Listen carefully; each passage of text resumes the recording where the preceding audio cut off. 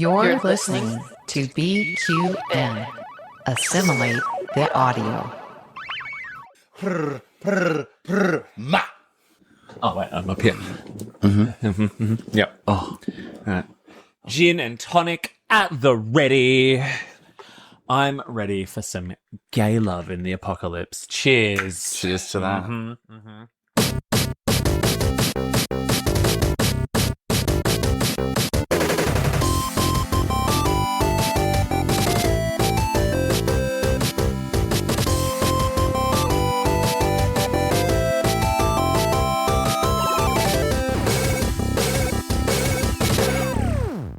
Hi, I'm Davey, And I'm Mitch. and we are The Bargain Bin Gamers. That, okay. Not us being in sync. I know, that was, well, I thought we were going to do something else then. We never actually planned that. No, we don't. We don't. We just, whatever comes out of these little yappers, these little holes of ours in our Little. faces, whatever you get. But hi, anyway. This is the podcast, YouTube show, and Twitch stream where we play the cheapest and not always shittest games out there, So you don't have to. and hopefully find a few hidden gems. along the way. You just decide whenever you're going to jump in now, I don't thought you? we were going to do it together. Yeah, we really don't have that bit down pat either. But anyway, before we begin, I would just like to give a big shout out to all of our BQN Podcast Network patrons, especially to this show's associate producer, Sam Johnson. Hi, Sam. Hi, Sam. We know you're watching. You are watching, and we love you for it. Remember, if you would like to help contribute financially to the network to help keep this and all of the other BQN network shows coming to you all the time, sign up to be a patron over at patreon.com/BQN. You will never see an advertisement on our network, and our patrons they help keep it free. Yeah. They help keep it free for everyone, and they get some perks. Yeah, and they keep the tracks rolling. They do keep the tracks rolling, and here we are. We are back. We're back. We're back. We haven't been on for a week or two because it's just been a busy ass summer, hasn't it? It's just lots of things on and Too much gay stuff. too much. I'm over being gay. You are? I've had enough. Well, I keep forgetting. what are you going to do with your personality now? I guess I'll have to just be a top straight women. I'll have to be a top straight woman. No, I'll have to top straight women. Oh, you'll have to top That's straight. it. I I'll have to give up men. I don't think that needs to be inflicted on straight women. But anyway, it has been busy. But today we are in for such a treat today. I am so excited. I have played the game that we're playing today, and I cannot wait to share it with you. I'm so excited. And before we get there, though, I want to talk a little bit about the type of game that we are playing today. It's I guess it's a narrative game or a choose your own adventure style game. Yeah. So are you familiar with like the Telltale series games? I've played the Telltale's Walking Dead and I played Batman. Yes. Which was not as exciting as I thought it was going to be, but still good. I thought the Batman one was okay. I misbought it and thought it was like Arkham. Oh, I thought I was going to punch people. You were like, what are all these dialogue options? I was like, why does it matter which one I click? Why am Yeah. I punching them? And I just finished actually playing one of these games, Star Trek Resurgence, which came out a few years ago. And people know I'm a huge Trekkie. I've got my other show on the network, the Trexperts Quiz. And this was a Star Trek game made in that thing. It wasn't too bad. It wasn't too bad. Little rough in parts, like they often are. But are you a fan of these kind of games? I like them, but I like them as like games where I don't need to think. Which is what I really like to use games for. I'm not much of like a super competitive video game player. I just play them to kind of like have a bit of like brain zen. These are super brain zen for me because I'm just like, oh, I can like kind of take my time. I can give them a little read. Oh, fun little stories. And they have really great replay value because obviously you can do different things. What about you? What's your main draw? I like that they are a little bit more of an experience of a game. Like there's light kind of interactive elements to them, but really it's, I think, especially when Telltale did like the Walking Dead series and it's, they're episodic. And, it creates a more absorbing games as an art form kind of experience. Games is an art form. Yeah, Men of culture. I know. Thank you. just catch me at the NGV. The National Gallery of Victoria for anyone. For those international. Yeah. But no. And there was a huge boom in them about 10-ish years ago. It was when The Walking Dead was like really popping off as well. Yeah, because that Walking Dead Series 1 and Series 2 were so good. And so popular. And Telltale pumped heaps of them out. And then they kind of stopped. And I think Telltale folded in the end. But they did like The Wolf Among Us. I think they did the Batman one as well. I just realized that I played The Wolf Among Us as well. They also did a series based in the Borderlands universe. I played Borderlands. I loved Borderlands when it came up. But they did a Telltale style Borderlands game, which was really, really fun. My only knowledge about Borderlands is that all people that like Borderlands hate the really shitty live action movie. That's all I know. I've not bothered to watch it. Although I do know Borderlands 4 has just been announced. But congratulations, Borderlands. Love your work, Gearbox. But there are a few companies kind of carrying the mantle a little bit now. And like with the game we're playing today, there is a lot of indie devs doing their own take on it. And bless you. Are you okay? I held it in. You held it down. No. I didn't want our beautiful listeners to hear me go, oh, shit. I was just like, do you know? You can't. I was looking at you just then, and it was like you really did not care for what I was saying. Because I was fighting off the sneeze. I'm so sorry, everyone. For those listening, I did just have a little funny sneeze. So, but yes, anyway, continue. Yeah, not editing that out, by the way. That is in the final cut, whether you like it or not. Yes, so today's game is an indie developed game. An indie developed game. It is an indie game. It's an indie game. So I'm so excited to share this with you. It's called Nocturnals. Now, Nocturnals was made by, oh God, I always forget it. It's Cowboy Toad Games. Cowboy Toad Games. Now, Cowboy Toad Games, 2 people. Great name, by the way. Just FYI. Specifically, one person, young Max from the UK and his partner, Pablo. Who I actually sat down with virtually a week ago and interviewed him about his game. You did. Yeah, so it's entirely made by him as a bit of a love letter to his partner. Which is very sweet. Super sweet. So we're going to go and play the game in a second, and when we come back, we're going to share with you some of the insights from my interview with Max, which I'm so excited. It was his first ever interview about the game, so... Max put this out on Steam back in September last year, and it has had a massive reception. It has been so popular. Yeah. There's fan art, like streamers are going nuts for it. It's a very short game, but there's a lot of different endings to it. Now, I've played it, so I'm going to hold back on comment, but... You've watched the trailer. You've heard me talk about it. What are you expecting from Nocturnals? I'm expecting difficult choices or choices that make a lot of narrative, hold a lot of narrative weight, which is what I like about these games where you have to make like a difficult choice. I'm expecting some thrills, nothing too crazy. I don't think it's a specifically horror-focused game, so I'm not going to be jumping out of my seat. But obviously there's like a post-apocalyptic setting for it, so it's probably going to have like some spooky atmosphere. And I'm looking forward to some really cute queer representation. I love my queer representation. I'm a little bit nervous because I always hesitate towards like the gays that have to suffer and die trope in media. So I hope I get the endings where everyone's really happy and really smiling. But what do they call it in movies? The bury your gays. Bury your gays. Yeah, but it's like those movies like Hold the Man or something, where like the Holding the Man, where like the guy like dies in the car and stuff like that, and he's just devastated. But that's a true story. Spoiler, by the way. Yeah, I know, but it's still sad. I don't want to know. I know. Nowadays, I think people develop queer media not through the lens of how hard is our life. It's just more like we exist. So I'm hoping I can have some of that. But if I do end up crying, you can see that on the Patreon. You will be paywalling that.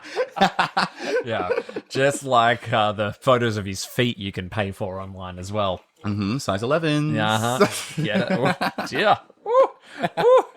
Davey just gets them out for free if you go back a couple episodes. Oh, yeah, I did too, didn't I? When we were doing the Game Awards, I'm just like trying to be all professional. I didn't realize I didn't put fucking shoes on. Professional podcast. Head over to the YouTube version for that one, everyone. So anyway, so I've played through. So we are going to jump in, and Mitch is going to do a playthrough of Nocturnals now. We will be recording that gameplay. So, you know, if you do head over to patreon.com/BQN and sign up, you can see that full gameplay video. Super fun. However, for everyone else, if you want to hear our impressions and our interview with developer Max, We'll be right back.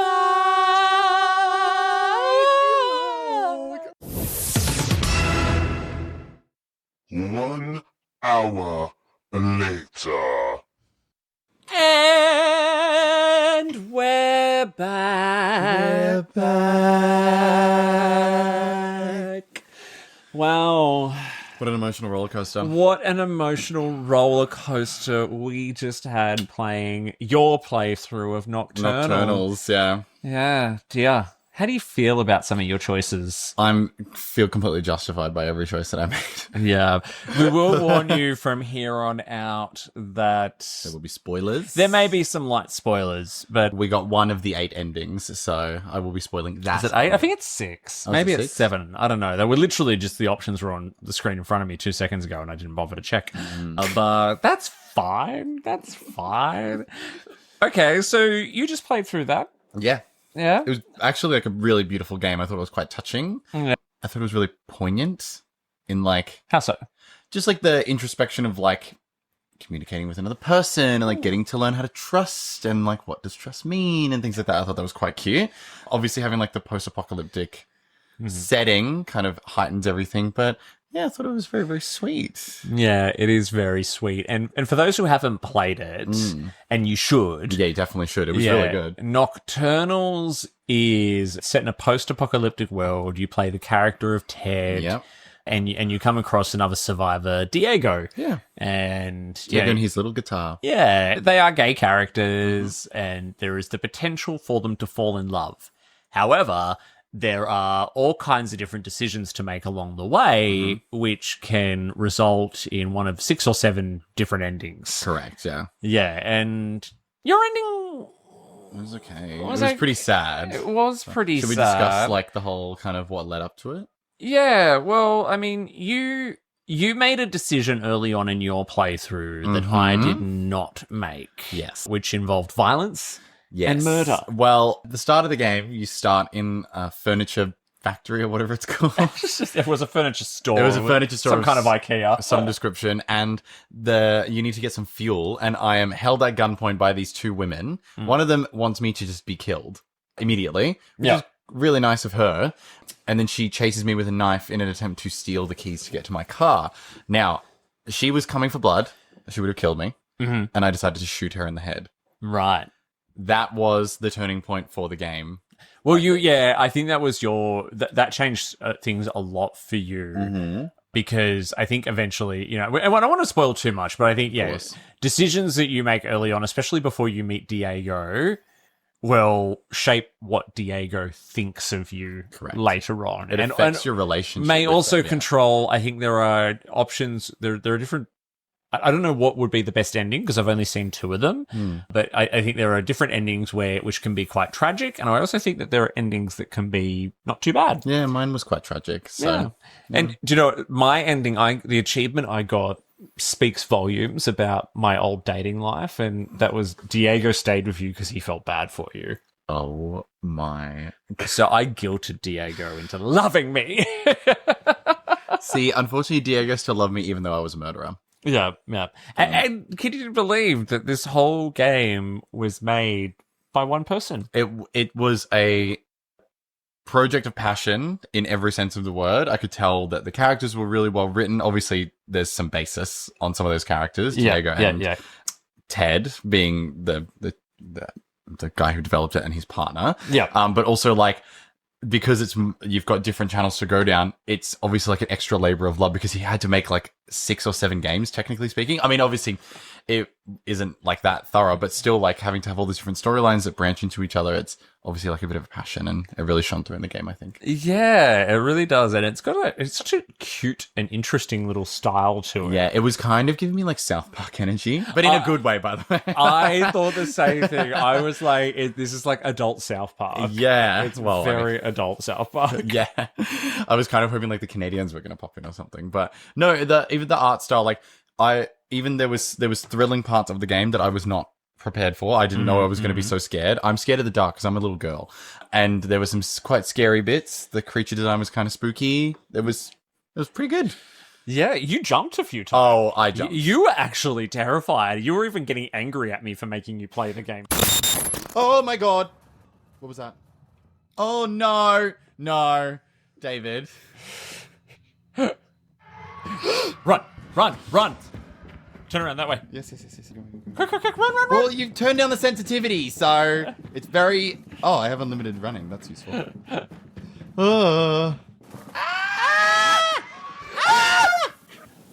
I was mad because I don't like spooky games. I like spooky movies, but games where it's my issue that I die, I get scared because then it's my fault that I've been killed by the scary monster. So Yeah. Davey's like giggling at me while I'm like scurrying through this little dark hallway, and he's like hee, and then I get attacked, and he's like man. Like, shut up, backseat drive my game. But no, like it was a mix of like cute romance, like point and click. That's what they're called, yeah. Yeah, I guess you could call it point and click. Yeah. Point and click, choose your own adventure. Because there was interactive There's choices parts. to make. Yeah. And then, of course, there was like that horror aspect, which I think was quite good. So. Yeah. What I liked about this is there's a lot of games out there which say, you know, your choices will impact the outcome and the way different characters think about you.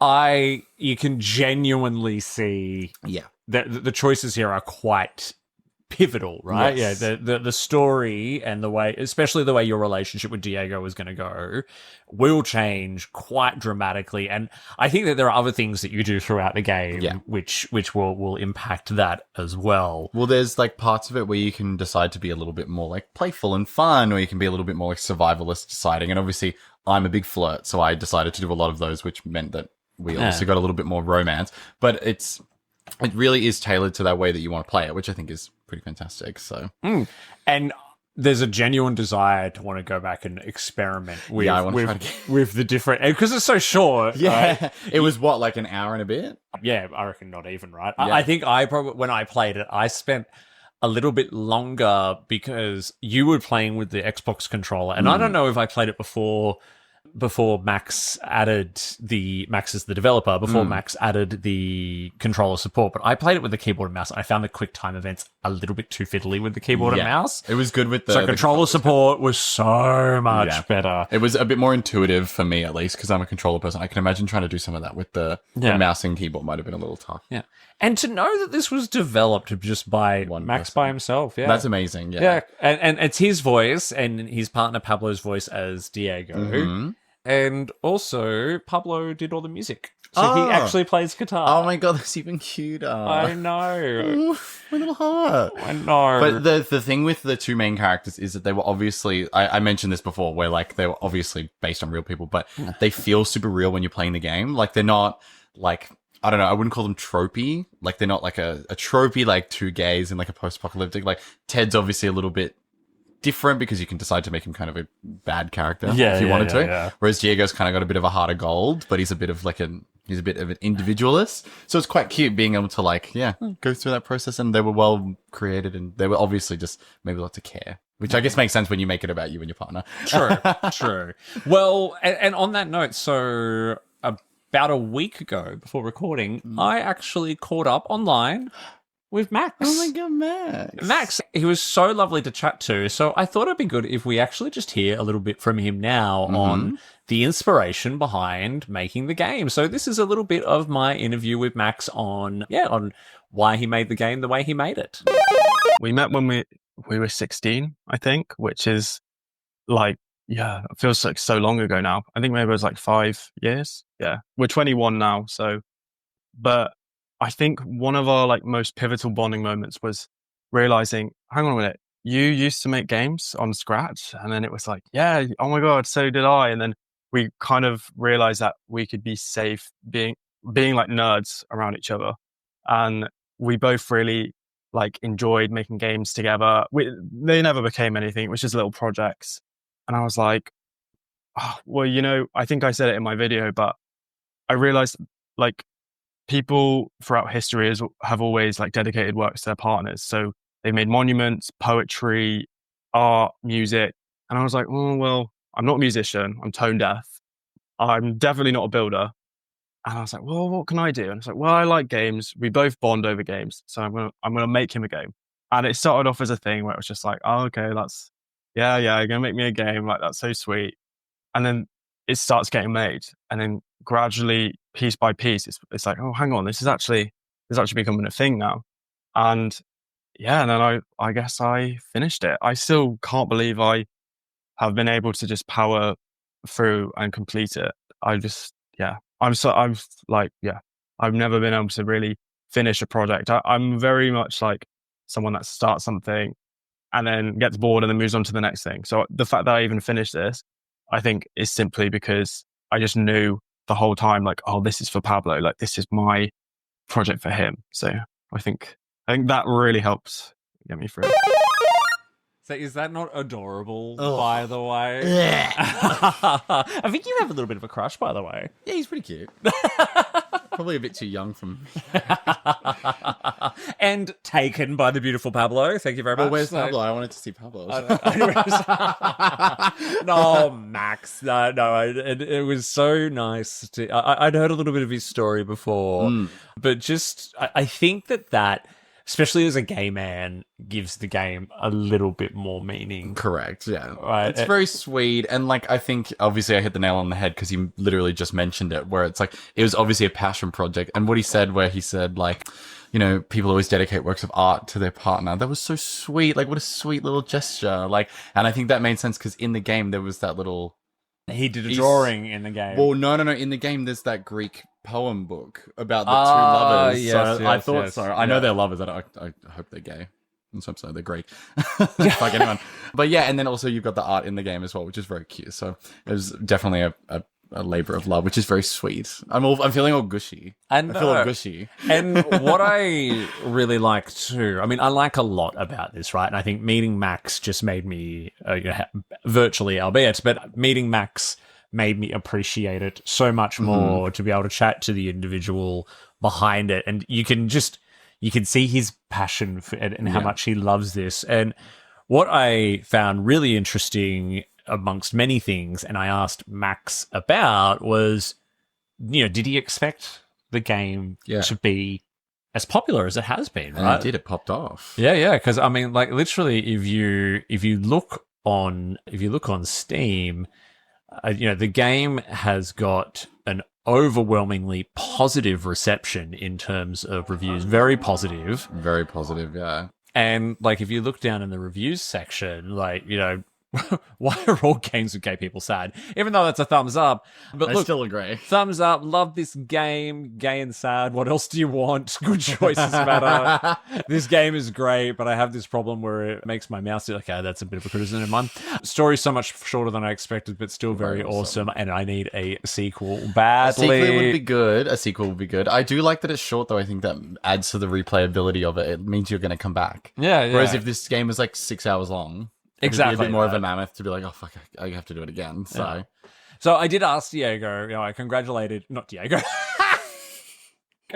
I did ask Max. There we go. I did ask Max. What was it like when the game came out? And it was so well received. So let's hear a little bit more about what Max had to say about that. Yes, please. It's been amazing, considering I released it on Friday the 13th because I just wanted to, like, I don't know, test luck out. And yeah, no, it's done so much better than I ever could have thought, which is, it's been really, really exciting and quite relieving, actually, as well, because, I don't know, the job market is just crazy. So I'm just glad that I've kind of, I've got something out that people enjoy, and I continue to make games, it seems like. So yeah, there's fan art and stuff, which is so awesome. Like, it's amazing to see, like, characters that I've drawn and come up with in my head, just like people are still dressing up as us effectively, which is just so cool. And I make sure that I always like and comment on every single bit of fan art that I can find. Yeah, it's awesome. We've got, like, a whole folder of everything saved. I think there's like 400 images in there, but yeah, it's been awesome. I think the scary part was watching the reviews come in, because it's like I had to, in fact, no, it's actually been really good for me, because I don't know, it's just seeing, like, how, like, 90% of it was so positive, and then there's 10% that's, like, negative, but then sometimes it's not even negative because it is criticism, which is so helpful as well. So yeah, it was that was scary, but I remember it was just so fun. Like, me and Pablo, my partner, we just sat down, we opened our, like, laptop, and we just kept refreshing the page, like, every 5 minutes to see that, and it would say, like, like active players were going up, and we were like, oh my God, I can't believe it. Like there's like 300 people playing it right now. Like, yeah, it was awesome. Yeah, really good. I mean, I was. Max. I don't know what it is. I don't. So sweet. I watched that and I was just like, oh, I'm so proud of him. Like, I don't even know him from a bar of soap. Like, I spoke to but I feel like this is what good art does, right? Like, you feel connected to the artist. I haven't even actually met him, and I feel like I know him, and I want to support him, and like I want the best. Yeah. Well, because I feel like he's put a lot of himself into Ted and a lot of Pablo into Diego, right? So, I mean, even looking at him, like, he looks like Ted. Yeah. There's clearly a bit of life imitating art going on. I mean, I don't think they've survived an apocalypse together, but, you know, gay couples always go through their hardships. A gay couple. I've been together for 5 years. They've probably had an apocalypse or two. Yeah. Oh, bless them. I know. I think they're probably going well, but yeah, like it's just how good to see again queer art doing so well, right? And I love that he says that even the bad reviews have been good. Yeah, the criticism, Yeah. And he did actually, and I want to flick back just to him again, because he did actually have a little bit to say about, what I mentioned there about him in the characters and how and why people relate to them so well. So let's see what Max had to say about that. I guess as well as being a game for Pablo, it's also my version of like a time capsule too. So there's a lot of elements in there, like Pablo's guitar, for instance, that's exactly what his guitar looks like.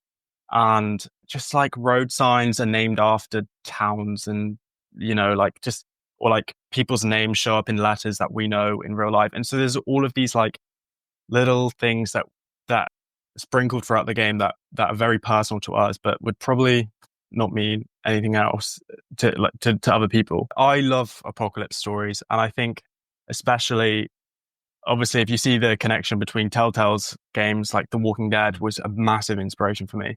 And I feel like when Telltale shut down, there was kind of this hole left that hasn't really been filled. I mean, there's like Until Dawn, obviously, Detroit Become Human.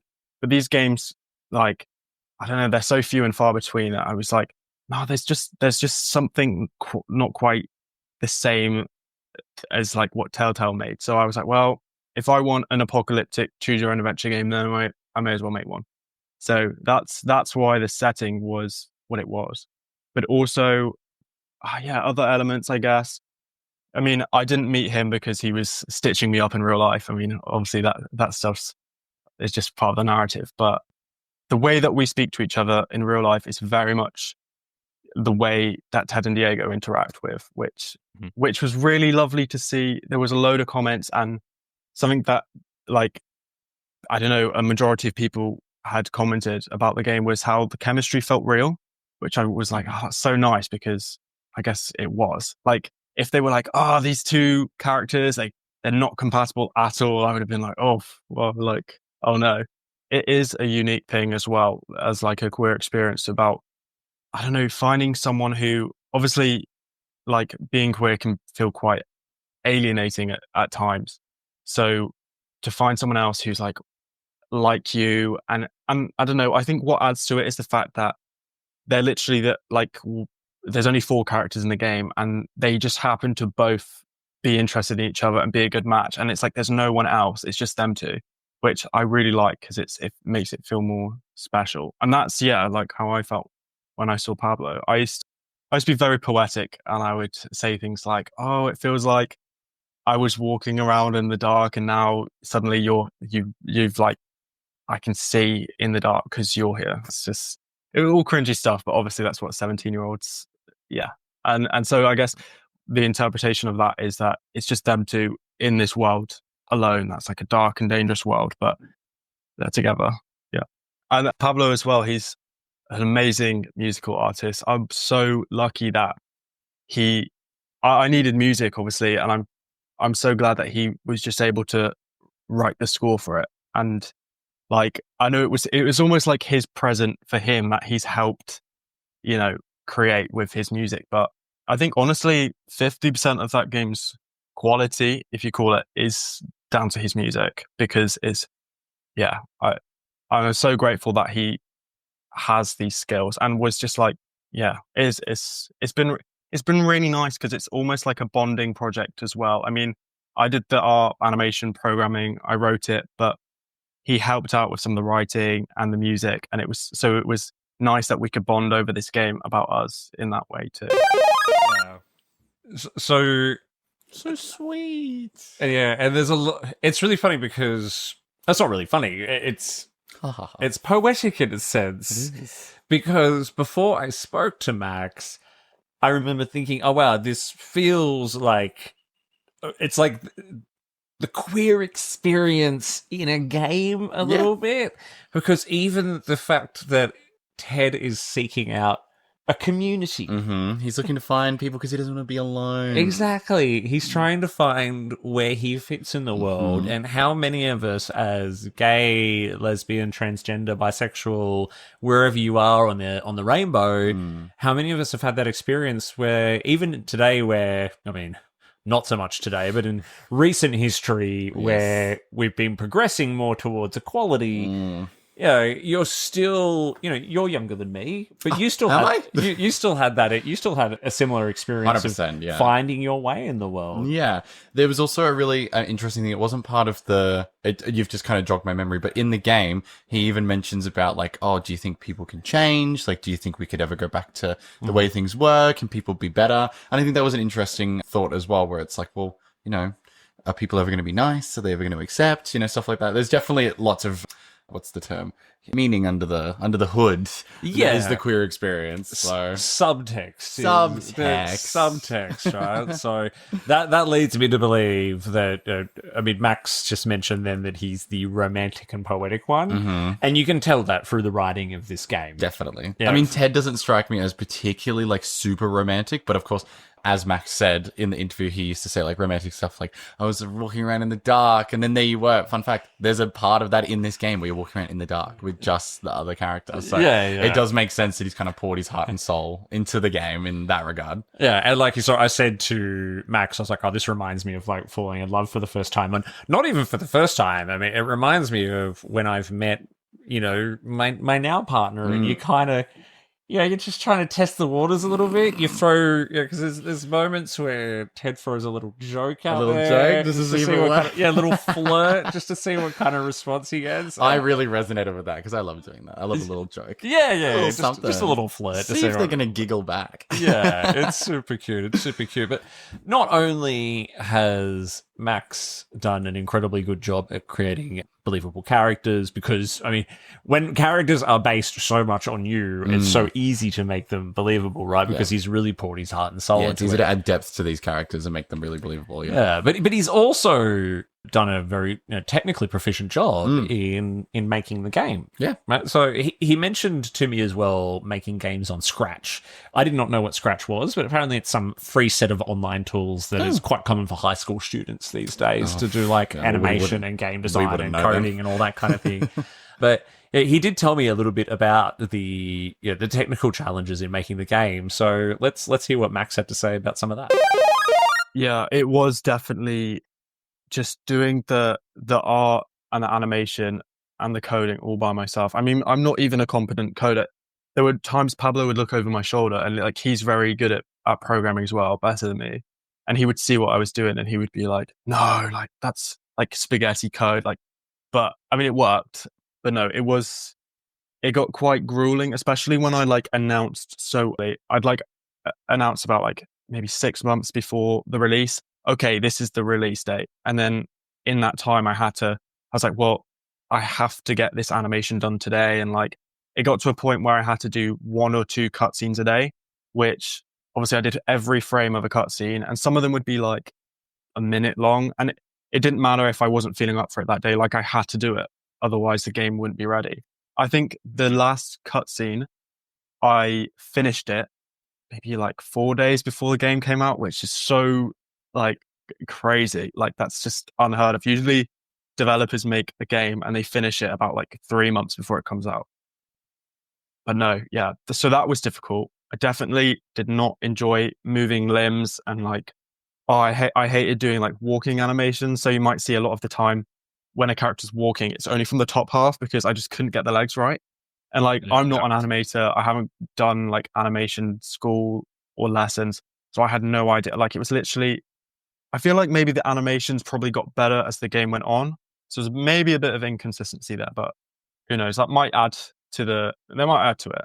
I think, in fact, no, there was someone that commented like, "Oh, this is so inspiring because, well, if you can do it, I can," which I think is funny, but also, yeah, it's great. I think people can make games. Like, it's difficult, but it's worth it. Yeah. What did you learn from the experience that you think might shape or what you might do differently or might shape the way that you might approach future games? I learned, yeah, I want to try and do less animations. So I would do like, instead of everything being video files, maybe I could do more in-game animations that I can reuse later. I mean, that's what other games do. I would also probably, I don't know, give myself more time so that I didn't feel pressure to get everything done, like for a release. And something positive is that I realized, oh wait, actually I can finish a project that I've started, which was nice to know. And I think knowing that has helped me for other stuff, whether that's like uni work or, you know, everything else. Like, oh no, if I can make Nocturnals, I can do this. And yeah, so. And you know, people are curious about it, and you've done something well with the choice system there, because YouTube is filled with videos of people trying to find all the different endings and trying to make all the different choice variations. So how difficult was that actually to program in those kind of branching paths without making it feel kind of, again, like you said with Telltale and all that, feeling too shoehorned into a set ending? Well, I knew that what Telltale did wrong was they would have all of these choices, but the like individual choices didn't matter. And I was like, no, every choice needs to matter. So what I made was a score system where each choice, even if it's just a small dialogue or something, it would add to a score. And then it was like, you could play through the entire game with the same choices, but if you change one choice, it could give you a different ending. Because at the end, it calculates a score. And I think, no, yeah, there's like a quadrant at the end where it shows exactly where you were on the quadrant. So even if you got the same ending, you might be in like a different position on the quadrant, which helps show you that, I don't know, it's like I really enjoyed making that quadrant because it was so easy to do, and you could be in like any position on the grid, which I thought was cool. It's almost like a personality test, except very convoluted because you have to play through a whole thing. Now, the one last thing I want to leave us on with Max is, you know, what's next, right? So Max has ported the game to iOS, so people can play it on there. I can play it on my phone on the way home. You can get it on Steam as well. It's currently, if you're in Australia, it's currently 15% off for only $10.02 Australian. That is a steal. Until the 21st of March, which is a great price to play for this game. And for $2.95, you can also get Pablo's soundtrack, and it is supported on the Steam Deck as well, everyone. Thanks, Pablo. Yeah, so I was very excited, though. So Max did share a little bit with me about what is next for Cowboy Toad Games. Like I said earlier, we have this like dedicated fan base which posts fan art on our Discord server every day, and it's just so nice to see. And I think every time I see a new piece of fan art, it just gives me so much like enthusiasm to just like, okay, I've got to start on the next project. And I don't know if you know, but we announced on our social media, it was just in like text format, that we are working on a sequel, like a direct sequel to the game. And that so far is going quite well. I think I'm really excited for that. It's got I will say it's got a different art style. It's like upgraded. I've been so used to seeing like characters in this new art style that just now when you've put up I can see Ted's like here in the background. I kind of got a bit of a like, whoa, I forgot that it ever looked like that. Yeah. So hopefully people will like the new art style. I hope so. But it's fun. So Nocturnals 2 is in development. And we said that because you saw in the comments on Steam, someone was like, sequel now, please. Yeah. So very That's so excited exciting. that there is a sequel coming. So I spoke to Max for a good hour. So Patreon subscribers, you can see the full unedited interview with Max over on patreon.com/BQN now or in the Patreon app. However, I will be releasing a special bonus episode of the podcast next week, which is just Max's interview. Yes. So early access on Patreon now, and everyone else, you'll get a nicely edited version of the interview coming next week. Very well spoken, young man. Very well If I spoken, spoke like that yes. when I was 21, I'd be going places. So keep an eye on what Max and Cowboy Toad Games does. Yes, you So, have. yeah. So how did this feel for you? This was a bit of a different experience. It's honestly kind of left me feeling a little like, not melancholy. I want to play it again because I love the characters and I thought they were really sweet. Like I would love to try it again. I want to see if I can get like a different ending so that I'm not as sad and everyone can ride off into the sunset and smile. But the fact that like a little indie game that took about an hour to play, that was made by one person, can have like an actual effect. Yeah. Very good. It's the power of art, baby. Yeah. That's why I love art. So I think it was really, really good. I think it's more than worth $10 on Steam. So if you can get it while you can in Australia, I definitely would, because at the moment it's discounted. But yeah, I really loved it. But even at full price, I think it's still only $12. Exactly. But that's the thing, like, think about it from that perspective, blood, sweat, and tears of one singular person and his partner who did the soundtrack for $12. Yeah. But here's the thing. It's really good. Yeah. It's just like a really well-written, well-made game. Like, the controls weren't really buggy. There was really no issues about that. It was scary when it needed to be. It was poignant when it needed to be. It was romantic when it needed to be. It looked great. It sounded great. Yeah. No real negative notes. Yeah. And my chat with Max has actually shaped a little bit of what we're going to be doing in the coming weeks here on the pod. Oh my god, some surprise though. I know. Well, I did feel bad leaving you out of the interview with Max, but he was in the UK, At so 6 a.m. I'm glad you didn't. it was call me. 6. I jumped on the computer at 6 a.m. to chat to Max, and yeah, it was evening for him. But I've been doing some investigating, and there are so many really cool, experimental queer indie devs out there. So we've been throwing the invites out and people have been accepting them.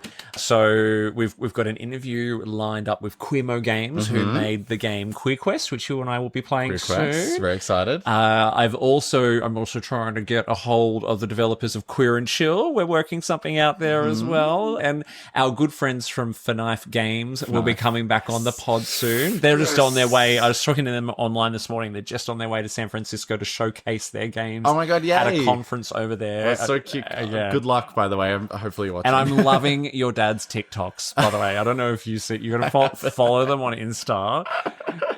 One of them's getting their dad to do the FAQs for the game. So funny. Do you say it's TikTok and Instagram? Like it's on Reels? Instagram, yeah. Yeah. Oh my Reels on god, that sounds Instagram. like so much They're fun. so good. And very soon we've got an in-person interview coming up with I think it's Doctor or Professor. I don't want to get that one wrong. But Xavier Ho from Monash University, who is actually through some of his work online, is how I started to find a lot of the queer devs that we're planning to talk to. So. Correct.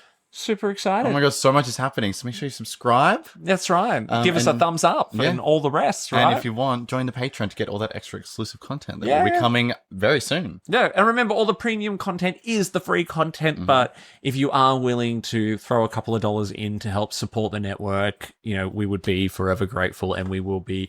Bargain Bin Gamer is putting lots of cool little bits and pieces up there at the moment for the Patrons. So,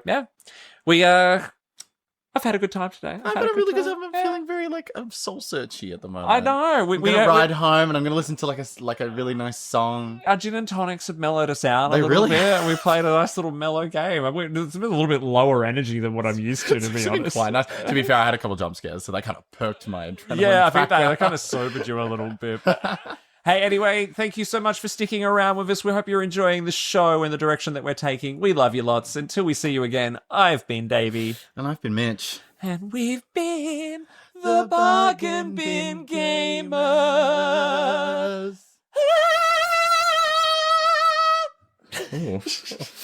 Bye. If you enjoyed this episode, make sure you give it a big thumbs up on YouTube or follow the podcast wherever you get your podcast from and leave us a 5-star review. Be sure to follow us on Instagram and Blue Sky and follow along on our live Twitch streams. You can also continue the conversation in our BQN podcast Discord by clicking the link in the episode description. Don't forget that the Bargain Bin Gamer is part of a larger network of podcasts called the BQN. You can support this and other BQN programs by becoming a patron over at patreon.com/BQN. We'd love to hear your feedback on the episode. Leave us a comment on YouTube or send us an email to bargainbingamer, GAYMER, @gmail.com. Until next time, au revoir.